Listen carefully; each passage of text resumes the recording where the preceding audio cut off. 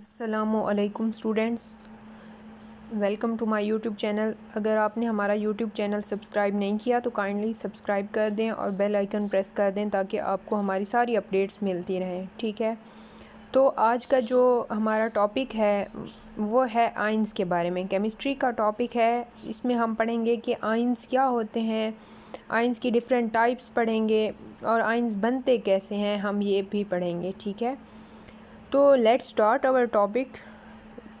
First of all हम देखेंगे कि आयंस हमारे पास क्या चीज़ होते हैं। ठीक है, तो आयंस बेसिकली, आयंस की डेफिनेशन क्या है कि आयन एक एटम या मॉलिक्यूल होता है जिसके ऊपर इलेक्ट्रिकली कोई चार्ज होगा। ठीक है, अब वो नेट चार्ज हमारे पास पॉजिटिव भी हो सकता है और नेगेटिव भी हो सकता है।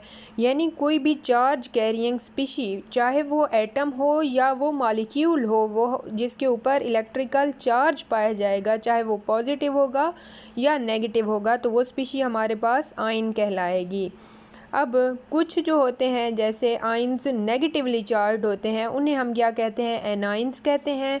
और जो पॉजिटिवली चार्ज होते हैं आयंस, उन्हें हम क्या कहते हैं, कैटायंस कहते हैं। ठीक है, तो नीचे जो है मैंने एग्जांपल्स मेंशन किए हैं, जैसे H पॉजिटिव है और Cl नेगेटिव। अब ये दोनों मिलकर पॉजिटिव नेगेटिव क्या बनाती हैं, हाइड्रोक्लोरिक एसिड, जो क्या है, मिनरल एसिड है। इसके अलावा Li पॉजिटिव और Br नेगेटिव मिलकर लिथियम ब्रोमाइड बना रहे हैं। इस तरह की आई की एग्जांपल मैंने आपको दिखाई।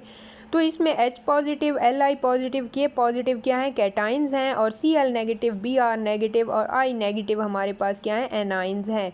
तो इनके कम्बिनेशन से फिर डिफरेंट कंपाउंड्स की फॉर्मेशन होती है। ठीक हो गया। उसके बाद जब एक्सप्लेनेशन में हम जाते हैं आयंस की, तो हम कहते हैं कि आयंस बेसिकली क्या होते हैं, इलेक्ट्रोलाइट्स होते हैं। इलेक्ट्रोलाइट क्या होती है, वो सॉल्यूशन जो कंडक्ट करे इलेक्ट्रिक करंट को, यानी वो सॉल्यूशन जिसके अंदर चार्ज आयंस पाए जाएं, पॉजिटिव और नेगेटिव आयंस पाए जाएं। ठीक है, तो जब उसके अंदर हम इलेक्ट्रोड्स डिप करते हैं, कैथोड और एनोड, तो उसके नतीजे में क्या करता है, ये सॉल्यूशन इलेक्ट्रिक करंट कैरी करता है। अब इलेक्ट्रोलाइट्स हमारे पास एसिडिक भी हो सकते हैं, बेसिस भी इलेक्ट्रोलाइट्स होती हैं और साल्ट्स भी इलेक्ट्रोलाइट्स होते हैं। लेकिन हमारे पास जो बेंजीन की सॉल्यूशन है और शुगर की सॉल्यूशन है, वो नॉन इलेक्ट्रोलाइट्स हैं, वो इलेक्ट्रिक करंट कंडक्ट नहीं करते। उसके बाद हम देखते हैं कि टाइप्स ऑफ आयंस। आयंस जो हमने कहा चार्ज स्पीशीज़ हैं, तो इनकी आगे दो टाइप्स हैं हमारे पास। तो पहली टाइप क्या है, कैटाइन है, और दूसरी टाइप क्या है, एनाइंस है। अब यहाँ पर हमने कैटाइंस और एनाइन को कंपेयर किया है। ठीक है, तो कैटाइन जो है हमारे पास पॉजिटिवली चार्ज स्पीशीज़ होते हैं जिनके ऊपर पॉजिटिव चार्ज होगा, और एनाइंस क्या होंगे, नेगेटिवली चार्ज स्पीशीज़ होते हैं।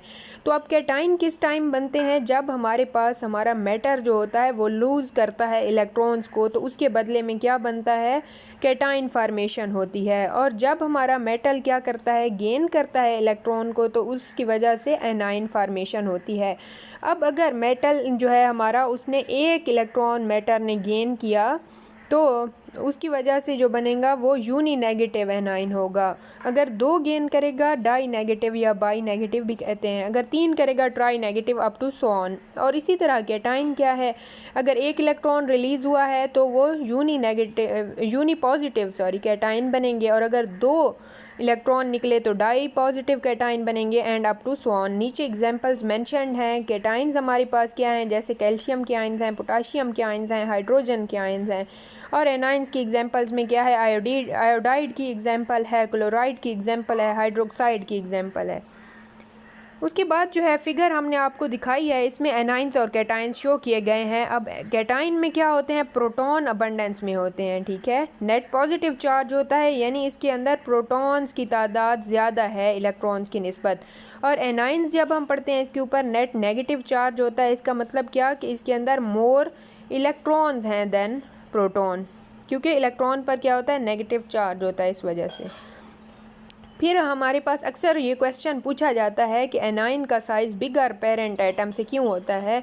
इसका सिंपली आंसर ये है कि पेरेंट एटम के अंदर जब हम इलेक्ट्रॉन बाहर से इंसर्ट करते हैं वैलेंस शेल के अंदर, जो आउटर मोस्ट शेल होता है, तो तब एनाइन की फॉर्मेशन होती है। तभी हम कहते हैं कि एनाइन का साइज़ जो होता है बिगर देन पेरेंट एटम। ठीक है, उसके बाद ये भी पूछा जाता है कि अब कैटाइन जो होते हैं पॉजिटिवली चार्ज स्पीशीज़, उनका साइज़ जो है पेरेंट एटम से छोटा क्यों होता है।